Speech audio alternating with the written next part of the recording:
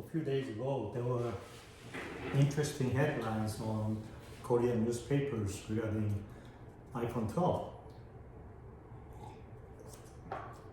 Some Japanese company disassembled the iPhone and counted number of parts that are used in iPhone 12 by the country, and they found that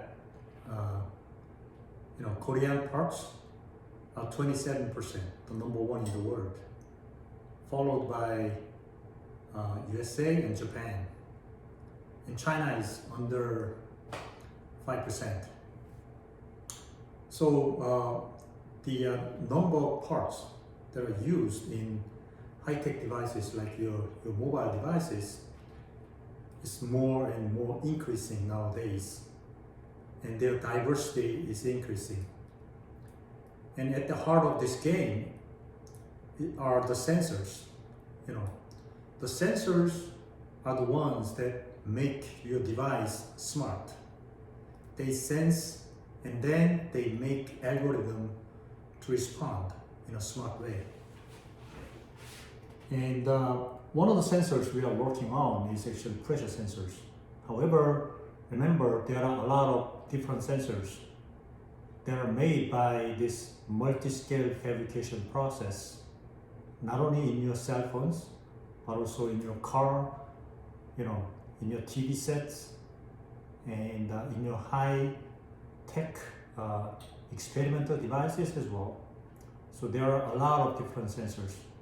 Also, you need to think about the new way of sensors like biological sensors that can detect coronavirus nowadays.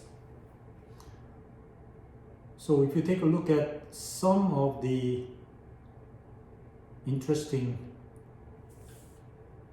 reports, this report, International Technology Roadmap for Semiconductors, they issued a special report on microelectromechanical systems, basically multi-scale fabrication devices.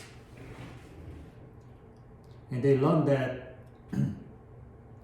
there are more and more MEMS-based devices that are being used across the whole industry nowadays. And they show some interesting history about this MEMS and some very successful components like this, digital light processing, and MEMS microphones right here, and many other devices, accelerometers, motion sensors, biological sensors.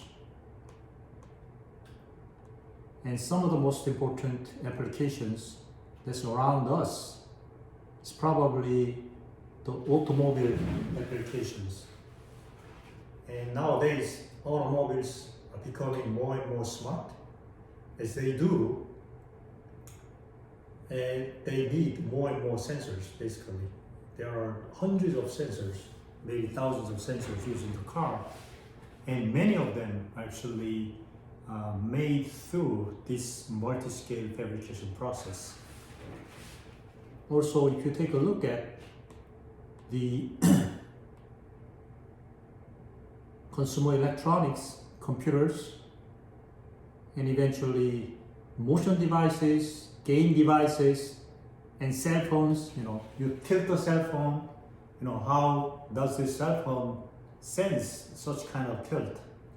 It's by the principle of the motion sensing realized by this MEMS process, silicon-based mechanical process, basically.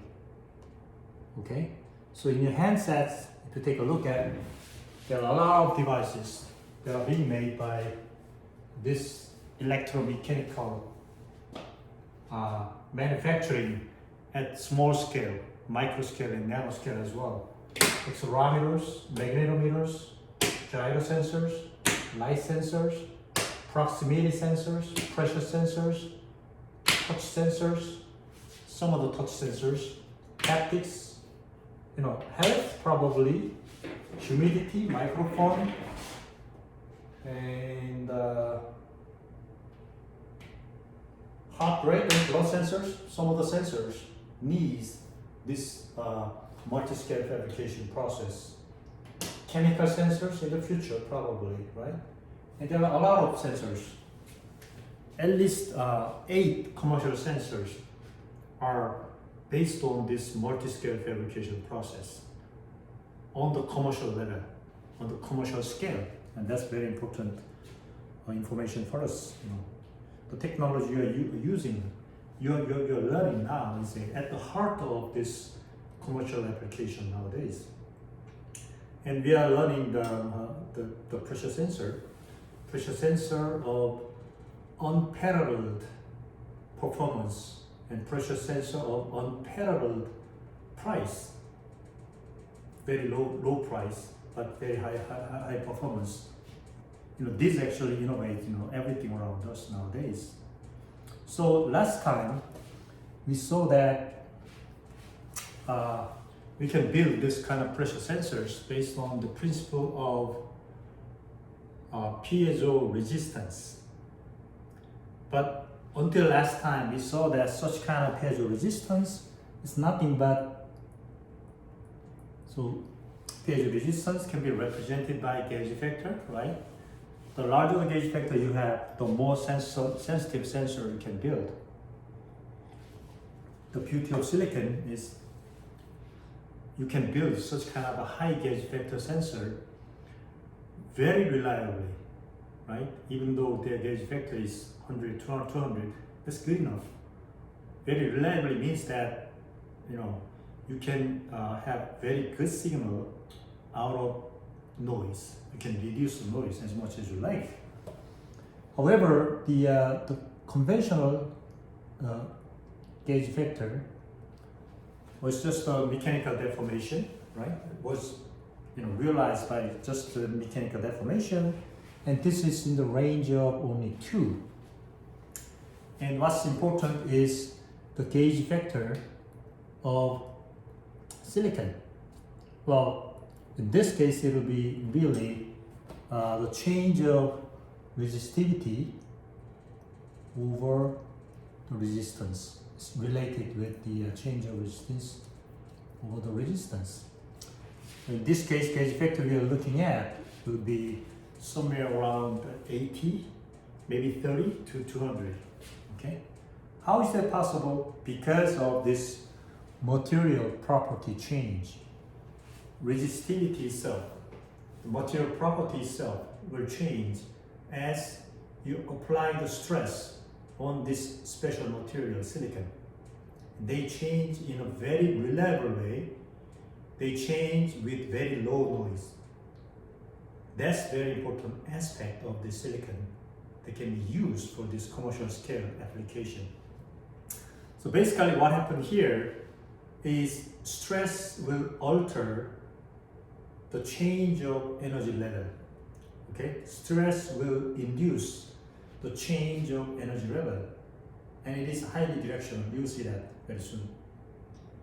Why? So energy level change will actually change the way the major carriers are taking the current along the material. Okay, so basically there will be redistribution of this major carrier density because of energy level, and as a result the resistivity or the resistance will change, and by measuring such resistance change you can actually measure the amount of stress caused by anything: acceleration, rotation, magnetic force. You can name it, you know, whatever it is. But in this particular device, the pressure sensor, we are measuring stress change caused by this pressure change. Okay? Well, so let me show you an example, and this example is showing up, and this explanation is very well described in the paper that I will upload to your class material by the Dr. Yojo Kanda, and that's a very interesting, very important paper. So in this analysis example, for example, you can take a look at N-type silicon. Okay? N-type silicon. And we're going to specifically look at energy surface of this N-type silicon atoms. Well, in order to understand the explanation with this energy surface, you need to understand the quantum mechanics. We're not going to cover, quantum mechanics in this class. We'll just, give you some high school, maybe college level, entry level explanation about this phenomena. Okay. Anybody who's interested more about this phenomena, you can take the series of lectures from the Department of Physics, basically. Okay. So in physics, this energy level can be expressed by so-called K vector in different direction of atoms. For example, atomic structure, lattice. In this case, silicon. All right, and their energy level, energy surface will have certain configuration in both directions. And normally, either 1, 0, 0 direction or 0, 1, 0 direction, they are equivalent to each other. You already know that, right? It really depends upon which direction you are aligning with your coordinate system, right? So there's no reason why their energy level will become different. Okay? However, if you apply the stress, for instance here, into a particular direction, 1, 0, 0 direction, you have a wafer, just stretch out in 1, 0, 0 direction, what's happening is, well, conduction band minimum here,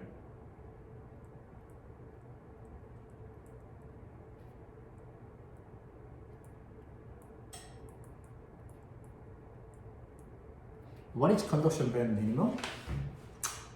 In an atomic structure, there is a energy conduction band that can be described by the energy by solving the quantum mechanical equation, and there is a valence band energy structure.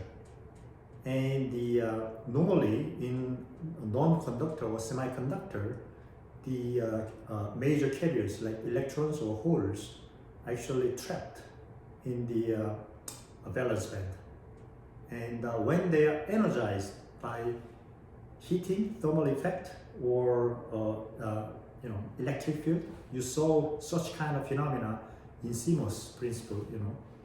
Then these electrons will hop up to the conduction band, and they will, conduct the electricity, basically the current. Okay. So in order to make these electrons jump up to the conduction band, you need to lower this conduction band minimum. Okay. However, when you apply the forces like this in 1, 0, 0 direction, well, the conduction band minimum in y direction will increase, which means that it is harder to conduct in this case. Okay, so conduction band minimum will increase. And into the direction where the stress is applied, there's a very interesting phenomenon occurring. The conduction band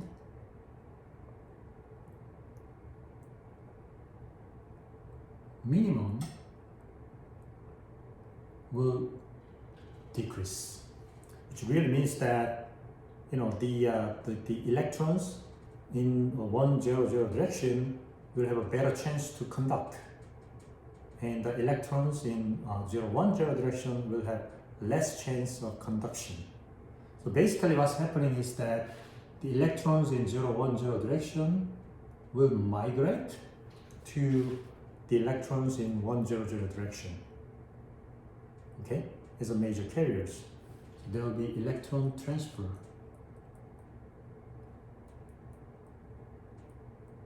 Occurring into this direction. Okay, and basically people explain in some of the other ways. For example, lattice expansion occurs in the 0-1-0 direction, and lattice compression occurs in the 1-0-0 direction. Okay, so as a result of this, major carrier density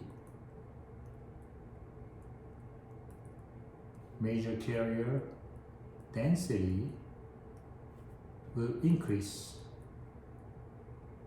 into 1-0-0 direction. That's very interesting. Okay, and now if you take a look at the change of material property, delta rho over rho, the proportional change of the conductivity, delta rho over rho, will be the summation of the contribution by different directions. For instance, if you have the material in this direction and then pull into this direction and measures the resistivity change, that will be explained by resistivity change proportional to the stress in this direction.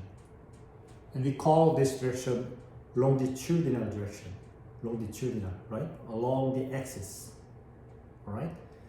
And if you pull your material in this direction, sorry, if I pull it too hard, let me see if it works. Okay, it still works. Too hard, sorry. And if you measure current top and bottom, that's transverse direction measurement or transverse direction contribution.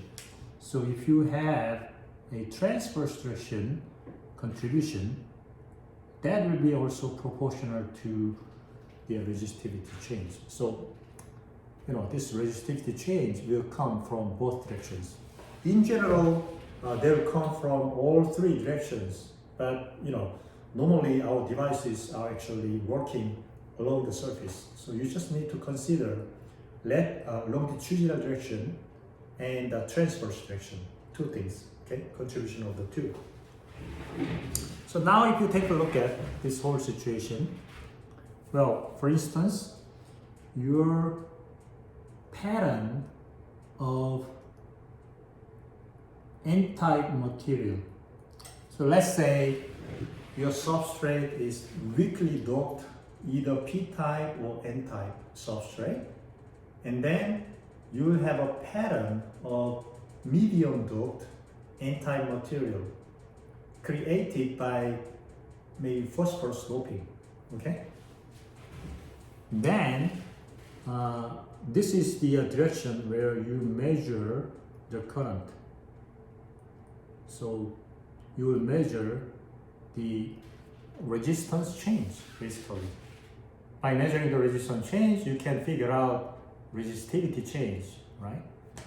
And in this case, if you apply the stress along the direction of current measurement, so sigma 100, sigma 100, which is positive because it's tensile stress, right?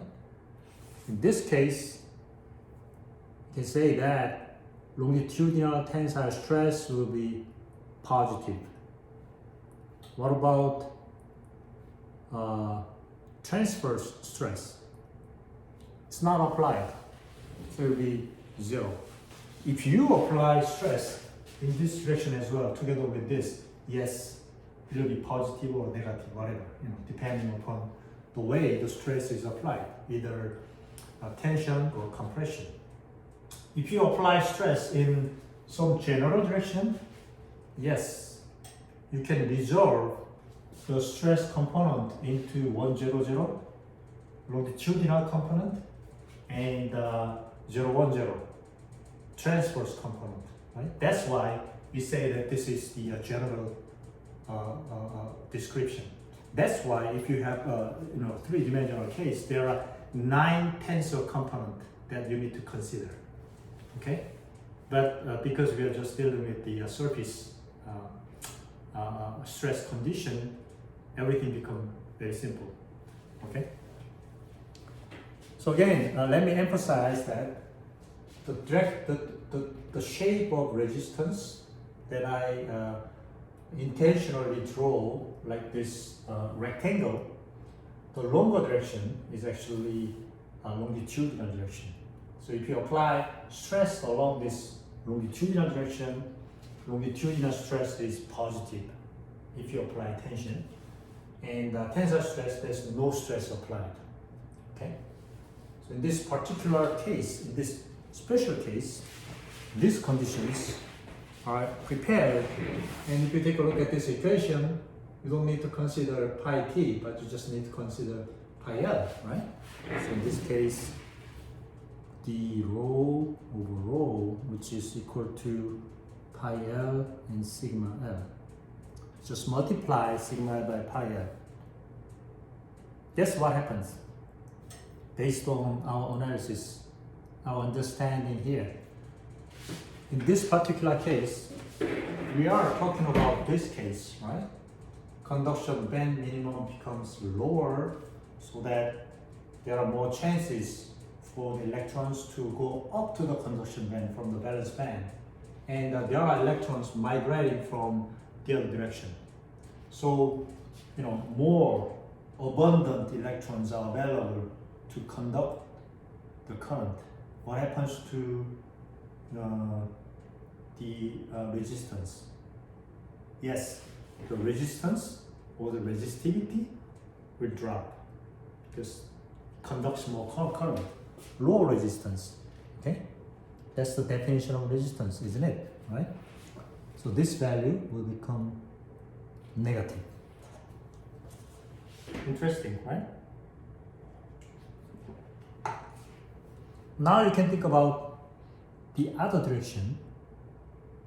Well, what did I say? Every time I draw the conductor this way, it is the direction of the measurement, okay?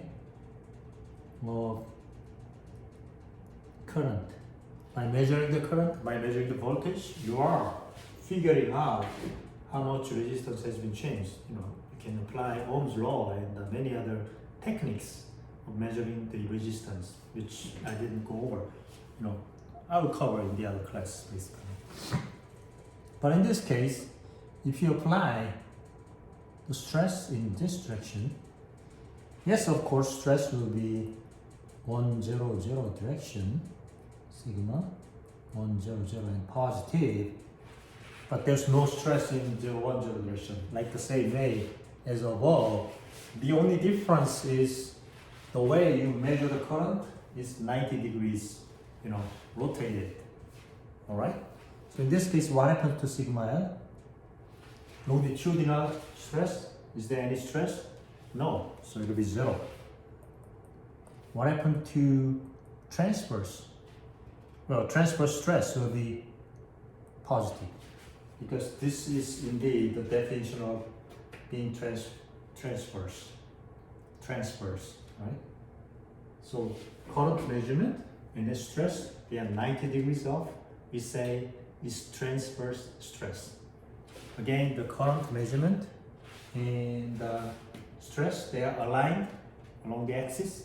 We say that it is longitudinal stress. Okay? So whether you have longitudinal stress or transverse stress, it's just a way of measurement and stress. Directions are related. Okay? Okay, so in this case, what happens? You saw that. Where's my pen? You saw that, well, in this direction, conduction band minimum became higher and the electrons have been migrated to X 100 direction. So there were not many electrons available, less electrons available to conduct the current. So what happened to the resistance? Yes, resistance will go up, right? Current will not conduct. as before. So in this case, d rho over rho or pi t sigma t will be positive. Okay? So even though this is just a simple example, one of the many cases that you can deal with, this explains pretty much reasonably about what is really happening, when this particular semiconductor is being stressed. Okay? And the amount of this value is actually much higher than the amount of change in resistance you can achieve with just a simple conducting metal materials.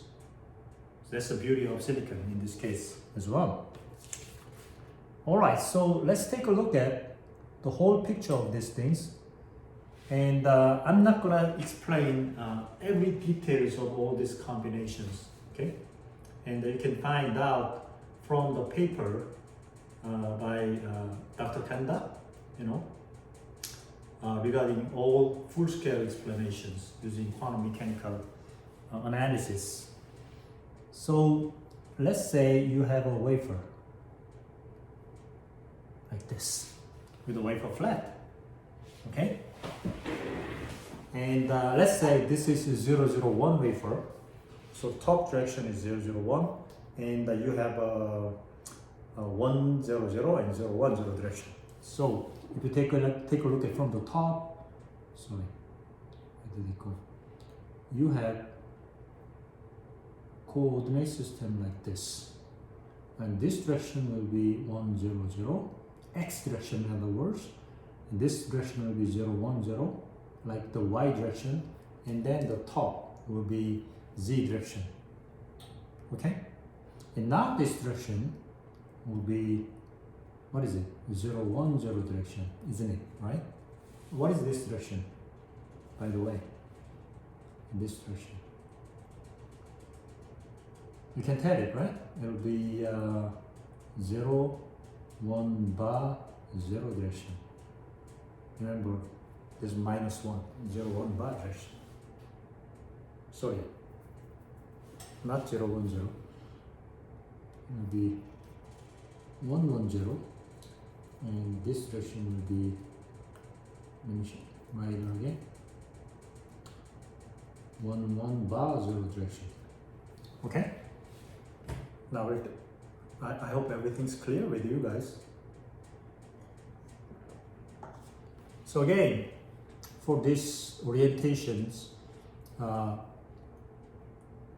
delta rho over rho will not change. It will be pi L sigma L plus pi T sigma T. And you can investigate all these combinations in the different direction. There are 4 cases. 100 equivalent direction stress, and 010 direction, 100 direction measurement, and 100 direction stress, and 010 direction measurement, and 110 combination, and 110 and 11 bar 0, because 11 bar is 90 degrees from 110. 4 different combinations are possible. So you can summarize this, and these numbers I simply copy from the paper. Okay, so you can look at the stress direction, and there will be 2 different stress directions. Either you apply stress in 100, there are 2 cases, or 110. Because any kind of direction on the wafer, on the surface of the wafer, in 2-dimensional case can be described by linear combination of these 2. Simple, right? And measurement direction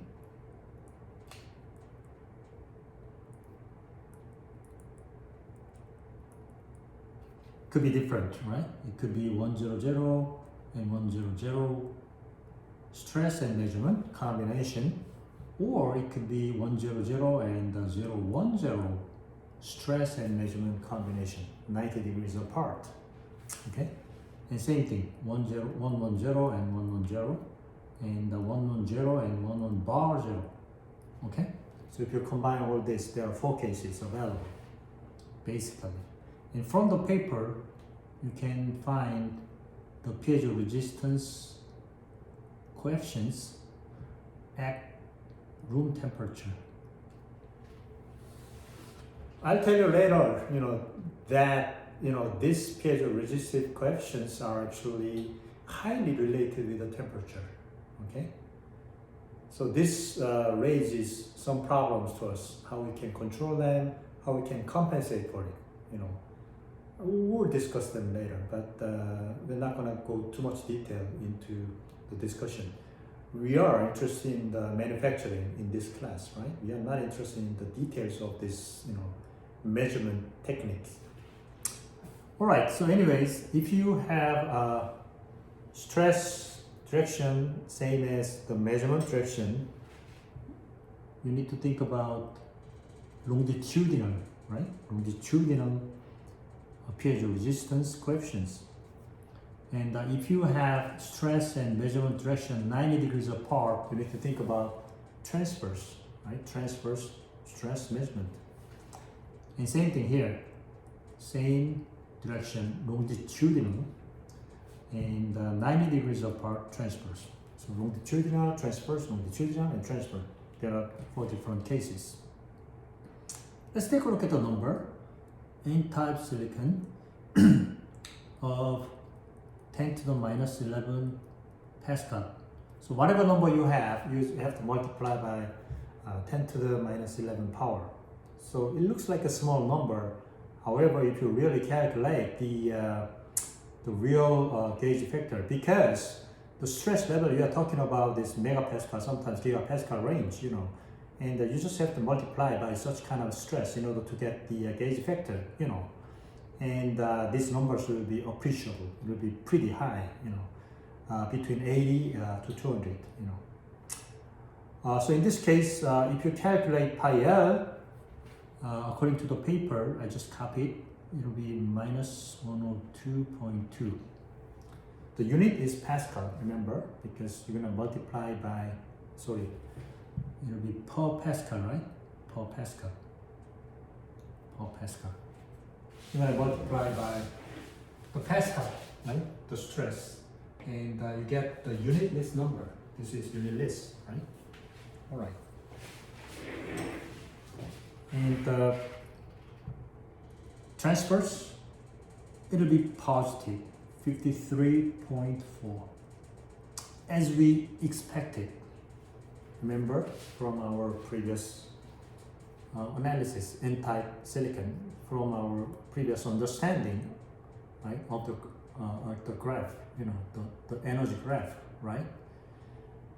So in the longitudinal direction, the resistivity will go down because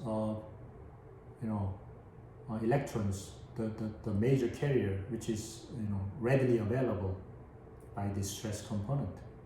And in transverse direction, since the electrons are migrated to the longitudinal direction, there are less available electrons in the conduction band. Okay, so resistance will go up basically. Makes sense, right? And the other things, I'm not going to explain too much about it. You'll find out from the paper, but the behavior is different actually, different than previous cases. So L in this case, 110 direction, well, it is pretty much similar, 31.2 and 17.6. Why they are small? You have to read the paper, okay? And P-type silicon, because we are talking about now the major carrier as the holes rather than electrons, their behavior is totally different in this case. Okay, so for instance, if you use longitudinal and transverse stress and measurement in 100 or 010 direction, the numbers are very, very small. It just happened to be like that because we are dealing with the holes, not the electrons this time. Okay, and in this case, if you are dealing with 110 direction, you have a pretty good number, 71.8 positive, which means that resistance will increase, you know. And transverse direction, p-type piezo resistance coefficient will be minus 66.3. Okay. Since we would like to use the largest number possible in order to have maximum sensitivity, N-type silicon, you probably want to use this combination. And P-type silicon, you probably want to use this combination. And since these numbers can change actually depending upon temperature and doping concentrations, you know, and we can assume that this number is around 70, isn't it? And we can assume that this number is around minus 70. Interestingly enough, if you use P-type silicon as a substrate, so as a dopant, well, the longitudinal piezo resistance coefficient will be positive, which means that resistance will go up as you stretch out with 70, plus 70. And interestingly enough, the transverse piezo resistance coefficient will be minus 70. The absolute number is pretty close to each other. It is only sign change that will occur. We can make use of this fact for designing the arrangement of this piezo resistance doping patterns on the membrane. Okay, that's what we are going to do now. So, sensor doped sensor arrangement. This again, this is an example. You know, if you have different type of membrane, N-type membrane, for example, if you have different type of the cases for measuring either force, acceleration, whatever, you need to think about different combination. This is particular example of P-type membrane using 110 stretching in 110 direction. Okay. So for instance, conceptually, your single material, okay, single crystal silicon membrane will look like this. You know, just etch from the backside, leave a thin layer of this membrane with many different combination of methods. You know, for example, deposition of P-type material on top of N-type wafer and apply the electrochemical etching stop to create a very thin membrane. And you can use many different methods to create such kind of membrane. So here, on top of this membrane, which is weakly doped, this needs to be weakly doped membrane. And the clamp along the edge. Actually, so it's not probably proper to use the term membrane in this case, right? Because normally membrane is the material, very thin material that actually inflate or deflate without any the bending moment along the edge. That's that kind of material, we call it membrane. Otherwise, we call such kind of cases plate, right? So normally we have to call it plate, but with the notice of certain error, I'll just keep using the membrane. Okay, so the membrane I'm talking about here is really plate in these cases. All right, and you want to have you want to have medium doped p-type implantation. Why medium? You see p-type implantation. We already learned that, right? You can use ion implanter and the thermal annealing process to create the area with the p-type material, right? So where do you want to put your sensor patterns? Yeah, you want to put your sensor patterns along the largest stress points, isn't it? Where does the largest stress occur? Well, along the edge, obviously, right? You guys are mechanical engineers. You know how to analyze beams and the plates in this case, right? So if you have a plate, just press it where maximum stress will occur along the edge normally. And you want to use piezo-resistive coefficient sign change,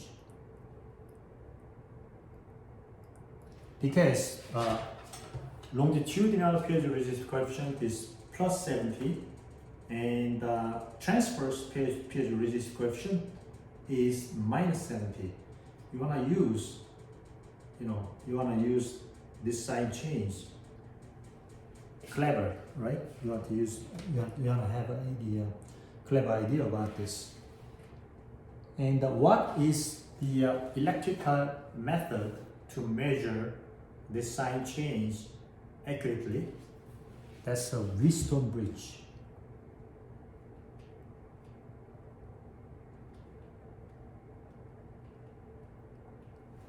Well, in my other class of multi-scale sensor design and analysis, you guys are gonna have a lot of chances to understand and use this kind of concept, in a much better way. But since this is just a manufacturing class, I will just quickly go over and try to deliver you guys the basic idea about how we can use it. And that gives us some important motivation for manufacturing these kind of things, for your research and for your future goals as well. So let's say your membrane area will look like this. Well, you can etch from the back side. You can leave this thin membrane area, on the surface, as it is, right? And then you want to arrange your sensors along the edge of this membrane, because those are the points where the stress becomes the maximum, right? So one of the sensors you want to align is like this. Remember, whenever I draw the sensor like this, the current will move up and down. Your measurement will be up and down, right? And your stress direction is obvious. You compress this membrane, stress will be stretching out this element along the edge. Even though I draw, this element to become like a big, shape, but actually it's a very small element, right? This whole membrane is like millimeters, and this sensor pattern will be tens of microns, okay? So it's a much smaller pattern. I just exaggerate, this shape. Okay, so it's not to scale. So up and down, I would like to create pattern like this. All right? And left and right, I would like to create the pattern like this. So if there's, for example, pressure from the top, along all four corners, the stress will be positive. There will be maximum tensile stress along the edge. It's obvious. You can run the simulation package and see how much stress will be created depending upon the size of the membrane, the thickness of the membrane. You can even calculate it based on the nice books by Timoshenko, for example, the plates and the shells, you know. Okay, so what happens if there's a pressure from the top? You'll apply tensile, you know, pressure, and in this case, what kind of stress you have? Yes, longitudinal. Longitudinal. What kind of stress you have in this case? Yes, transverse, because current, the measurement direction and stress direction, they are 90 degrees apart. Okay, so if you have a longitudinal stress component in P-type silicon, what will be the resistance change? It'll be positive. In other words, the current will flow less. By measuring such kind of current decrease, you can figure out how much resistance change. Basically, resistance will go up. Because resistance goes up, you know, current changes, flows less. You know, that's what happened. So in this case, resistance will go up. R becomes R plus delta R. Same thing, R plus delta R. What about left and right? If you take a look at the table, you see that the current will flow better. You know, in other words, the resistance will decrease by the same amount in terms of absolute magnitude, 70 and 70. Okay, so we can say that this part will be R minus the same delta R, and this part will be the same, R minus the same delta R, right? And now what you want to create is actually, you know, as I said, the Wheatstone bridge. The way we electrically connect these four elements will look something like this. You can use aluminum pattern, for example, that runs like this. Okay, start from one end of the conductor, ending at the other end of the conductor, and this will go like this. Okay, and again, starting from here, this will go this way, one this way, go upside down, up and down, go this way, and then connect it here. Okay, now if you apply the voltage, how can you apply it? You would like to apply the voltage in this direction.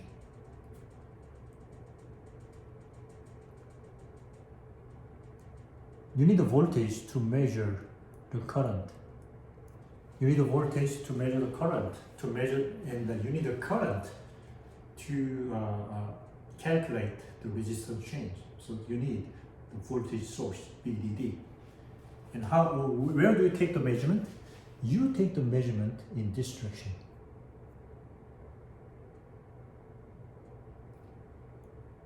So this will be the sensed voltage. Is that clear? So on one side of this square, you apply the voltage, and on the other side of this connection, from the end to the middle point, you will take the measurement and voltage. Just to emphasize, let me draw the whole circuit with the red colors, and this circuit blue. Is okay? And the one in the middle maybe yellow.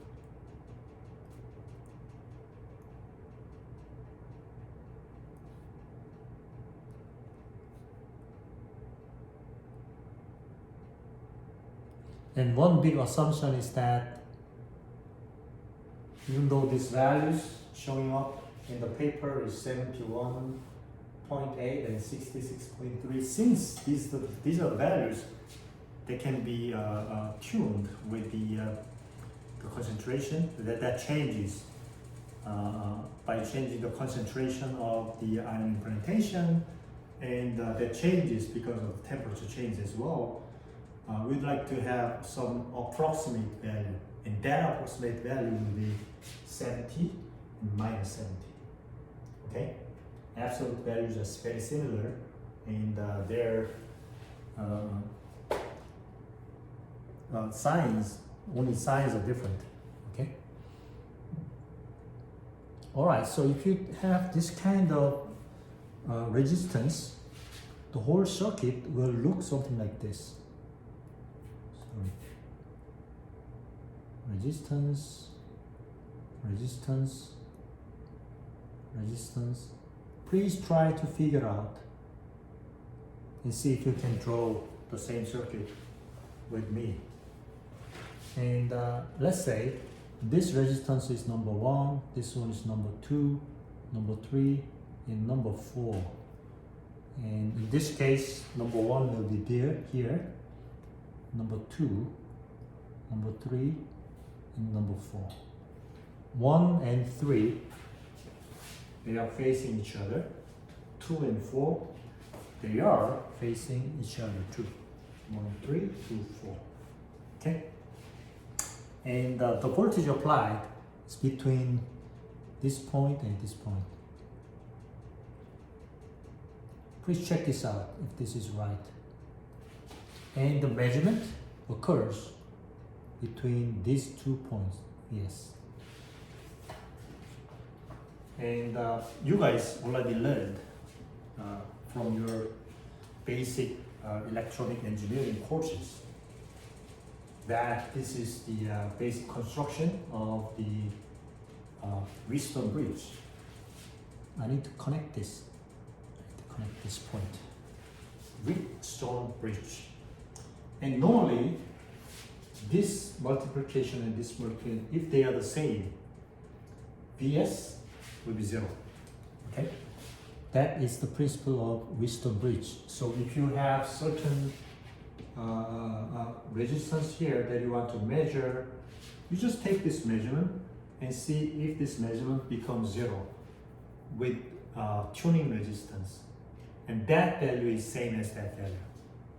And this is the really precision tuning process that you can do. But in this particular case, this resistance will go up, this will go up, go down, and go down. So because of this difference, there will be a finite amount of sense voltage that's appearing as a function of all 4 resistors and applied voltage. And you can calculate the amount of change delta R using this kind of circuitry. Wouldn't that be nice, actually? And by calculating such values, you can figure out how much stress was there in this membrane.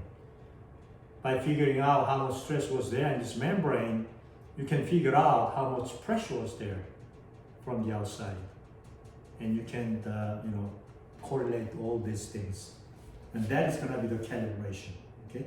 After really creating this pressure sensor, you will do precision calibration. You change the pressure and see how much voltage is actually showing up. And within certain range, you can linearize such relationship, and then provide as a specifications. And all this process requires very good handling of the noise, because in this sense signal, there will be noise signal showing up as a part of all these things. Okay? I can stop here now, and I will just quickly finish up the story about this pressure sensor, and I will talk about other things that you can enjoy by using this kind of process. So I'll talk about digital light processing this Wednesday, and that'll be really fun. Fun learning that you can enjoy. Okay, I'll see you on Wednesday.